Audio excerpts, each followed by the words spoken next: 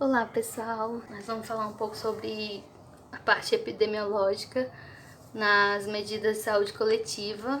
O conceito de saúde antes podia ser definido como ausência de doença, porém, desde 1948, a OMS regulamentou que a saúde é um completo estado de bem-estar físico, mental e social e não meramente a ausência de doença.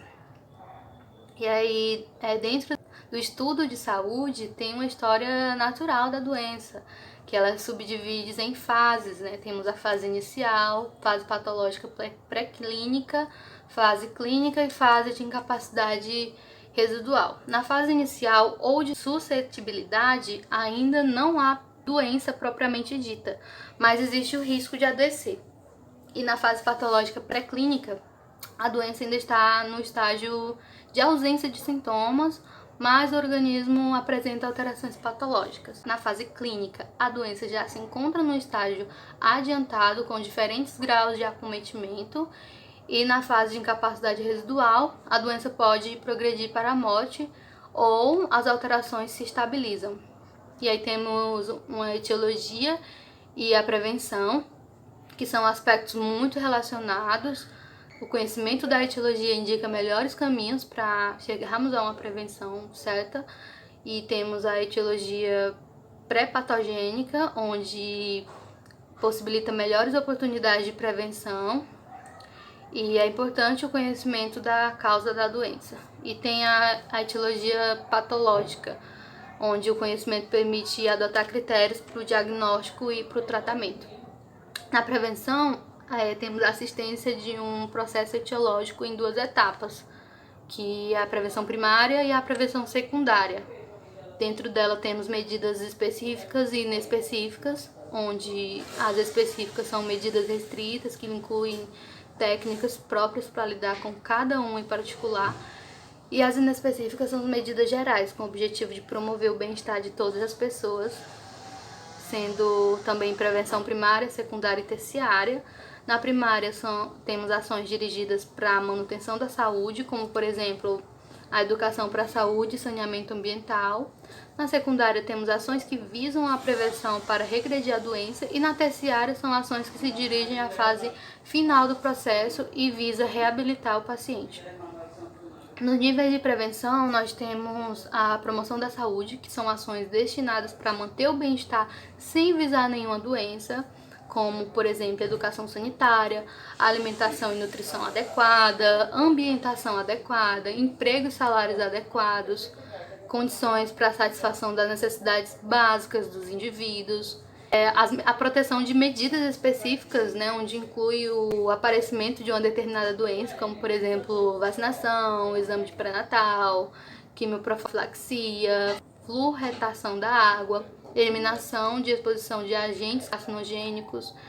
E por fim temos o diagnóstico e tratamento precoce, né, que identifica o processo patológico no seu início, antes do aparecimento de sintomas, como rastreamento, exame período de saúde, procura de casos entre contatos, autoexame, intervenções médicas e cirúrgicas precoces. Então, antes que a doença seja diagnosticada, ela já é tratada e prevenida antes de se manifestar os sintomas. E aí temos também a limitação do dano, que consiste em identificar a doença, limitar a extensão das respectivas lesões e retardar o aparecimento das complicações. Isso se dá através do acesso facilitado ao serviço de saúde e um tratamento médico ou cirúrgico adequado. Também a hospitalização em funções das necessidades, e na reabilitação também nós precisamos desenvolver o potencial residual do organismo após a doença e contribuir para que o indivíduo leve uma vida útil e produtiva, reintegrando a pessoa na família, no trabalho e na sociedade. Tendo o uso de terapia ocupacional, treinamento do deficiente, melhores condições de trabalho, educação para o público para aceitar dos deficientes, próteses. E aí temos medidas universais, seletivas e individualizadas. As universais são recomendações para todas as pessoas, que são aplicadas com ou sem assistência profissional. Nas seletivas, são recomendadas somente para subgrupos de população que estão em alto risco de adoecer, identificadas por sexo, idade, ocupação ou outra característica marcante.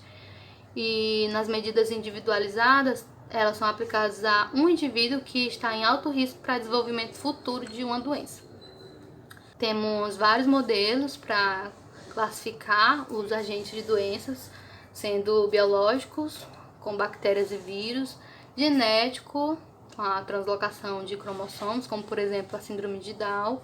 Temos químicos, que se dá através de nutrientes, gases, drogas, fumo, álcool. Os físicos, com radiação, atrito, impacto de veículos motores. E os psíquicos ou psicossociais, sendo através de estresse de emprego, de trabalho, família e dentre outros. E aí, nas medidas de saúde coletiva, nós temos também a incidência, prevalência, surto, endemia, epidemia e a pandemia. A incidência é representada pelo número de novos casos surgidos a cada 1 ano na população. Tem a prevalência também, onde o número de casos clínicos ou de portadores existentes em um determinado momento é uma ocorrência de um fenômeno. O surto é uma ocorrência epidêmica em lugares extremamente limitados, como uma escola, um quartel, um apartamento e etc. A endemia ela é uma doença localizada em um determinado local, que não se espalha para outras comunidades, chamadas de faixas endêmicas, porém são contínuas. A epidemia é quando a doença é caracterizada apenas por uma parte da população e ela é temporária, e a pandemia é uma epidemia que atinge grandes proporções, como países e continentes, causando inúmeras mortes, destruindo cidades e regiões inteiras, como por exemplo, o coronavírus, que teve agora em 2019, uma pandemia bastante marcante.